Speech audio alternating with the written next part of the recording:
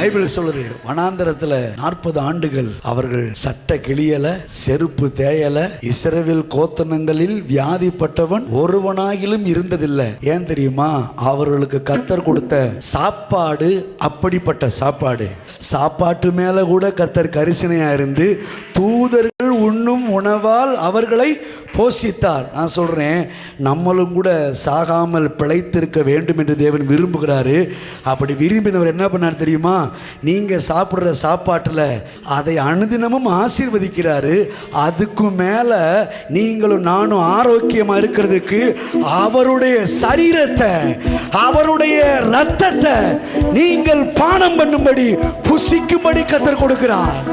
இன்னொன்னு சொல்றேன், ஆவியானவர் சொல்றாரு, அவர்களுக்கு கொடுத்தது தேவ தூதர்கள் உண்ணும் உணவை கொடுத்தாரு.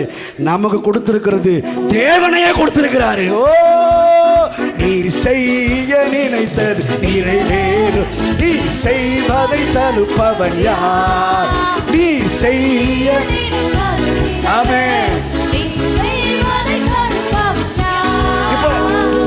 இப்ப சொல்றாரு, என்னை புசிக்கிறவன் என்னாலே பிழைப்பான், என் மாம்சத்தை புசித்து என் ரத்தத்தில் பானம் பண்ணுகிறவனுக்கு நித்திய ஜீவன் உண்டு, நல்ல வாழ்வு உண்டு, ஒளிமயமான வாழ்வு உண்டு, ஆரோக்கியமான வாழ்வு உண்டு, நீடித்த வாழ்வு உண்டு. தேவ தூதர்கள் உண்ணும் உணவை உண்டவர்கள் செத்து போயிருக்கலாம், ஆனால் தேவனையே உண்டவர்கள் சாவாமல் பிழைத்திருந்து கர்த்தருடைய செய்கைகளை விவரித்துக் கொண்டே இருக்கலாம். தூதர்கள் உண்ணும் உணவால் உந்தன் ஜனங்களை போஷித்தீரே.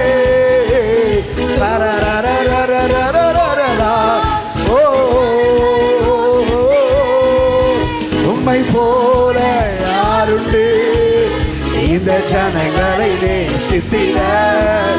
உம்மை போல யாருண்டு இந்த ஜனங்களை நேசித்திட?